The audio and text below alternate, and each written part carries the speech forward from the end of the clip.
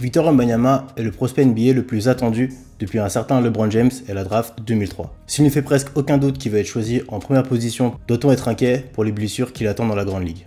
C'est ce qu'on va voir dans cette vidéo.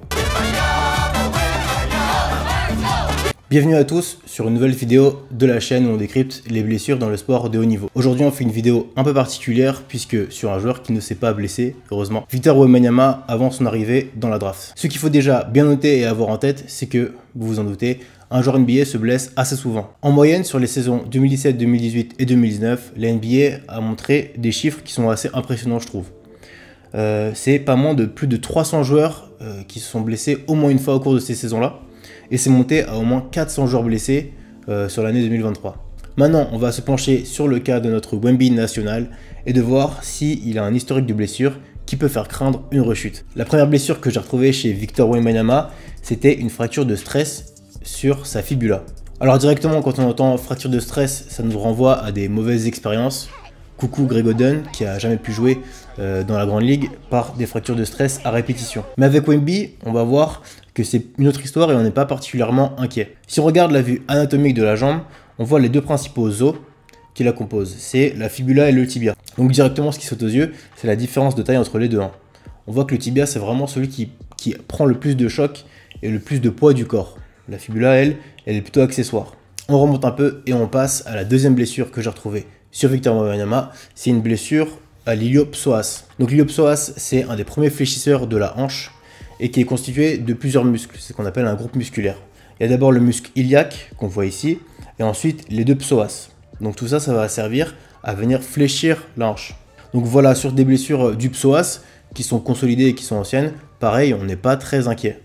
Pour le coup, c'est très peu de récidives et c'est très rarement quelque chose qui est grave. Donc finalement, si on fait le total des blessures qu'il a subies jusqu'ici, c'est plutôt rassurant. Il a subi que des blessures qui sont mineures, pas de croisés touchés, pas de ménisque. Donc ça déjà c'est plutôt un bon point avant son entrée dans la grande ligue. Pour se projeter un peu plus sur ce que ça pourrait donner, j'avais envie de comparer Victor avec des joueurs qui ont un style de jeu et une morphologie qui est assez similaire à lui et qui jouent déjà en NBA. Donc j'ai décidé, j'ai pas pris les moins bons joueurs, vous en doutez, de prendre Kevin Durant et Anthony Davis. Pourquoi KD? Déjà KD parce que on voit bien il a la même longueur de jambes, il a l'élégance aussi, puis le style de jeu qui est assez similaire. Alors ça, c'est plutôt un avantage si on veut mettre des tomards et dunker sur les gens, mais ça peut avoir aussi son lot de désavantages. Le désavantage le plus important, déjà d'avoir des longs segments comme ça a une explication qui est plutôt biomécanique. Forcément, si le membre est plus long, il va y avoir un effet de levier qui est plus important au point de pivot. Et le point de pivot, c'est là où loge beaucoup d'articulations, avec des ligaments, des tendons, qui vont avoir donc des fortes contraintes à gérer. Un bon exemple, là c'est le moment par exemple où il glisse sur cette action, on voit qu'il perd l'appui du coup avec son pied gauche, et par contre là le genou droit on voit qu'il tourne complètement et qu'il doit supporter une énorme charge. Notamment on peut voir le ligament collatéral médial dont on parle très souvent. En plus de ça, le fait qu'il soit beaucoup plus grand que ses adversaires va faire que les points de contact vont pas être les mêmes. Par exemple, quelqu'un qui va lui donner un coup avec sa hanche va venir taper directement sur son genou, avec la différence de taille. Donc ça aussi, c'est quelque chose qu'il va devoir apprendre à gérer avant de rentrer en NBA. Si j'ai pris Anthony Davis comme exemple, c'est plutôt pour l'accumulation des blessures à la main. Tout ce qui est entorse du doigt, doigt fracturé, le doigt à ressaut, ça lui a fait manquer pas mal de matchs sur les dernières années. Toujours pareil, là on voit la main de Wemby comparée à celle de Michael Jordan. Donc pour le coup, vous voyez qu'il a quand même des très longs segments. Et ça, pareil, comme on l'a vu tout à l'heure, c'est pareil, l'effet de levier qui va faire... J'ai fait craquer mon doigt, ça aussi c'est l'effet de levier.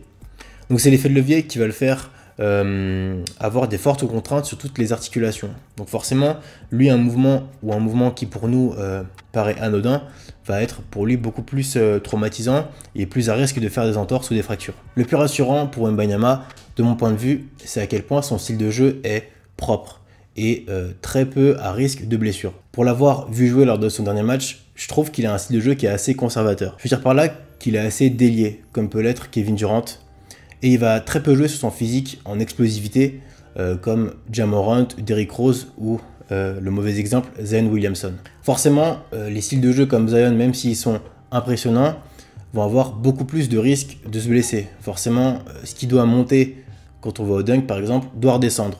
Et toutes ces contraintes sur les articulations, un jour, vous le payez. Surtout si vous faites du poids. si vous êtes assez imposant comme Zion Williamson. Donc du coup, sur ce point-là, je suis aussi assez rassuré pour Victor Wembanyama. Le dernier point qui joue aussi en faveur de Wemby, et toutes ces vidéos qui tournent où on le voit s'échauffer, faire des mouvements préventifs des blessures. Là par exemple, on voit une vidéo où il fait l'activation des doigts de pied et des muscles intrinsèques de son pied.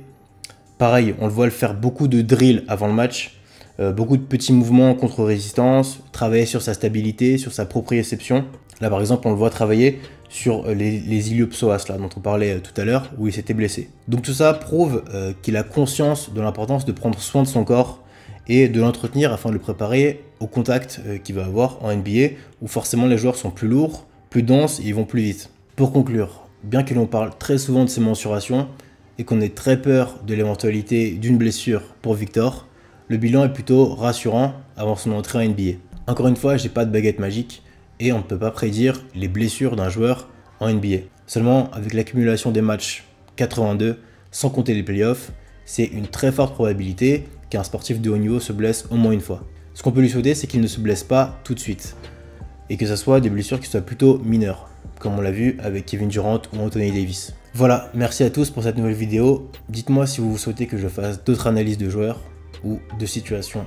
En attendant, n'hésitez pas à liker et à vous abonner. Allez, peace.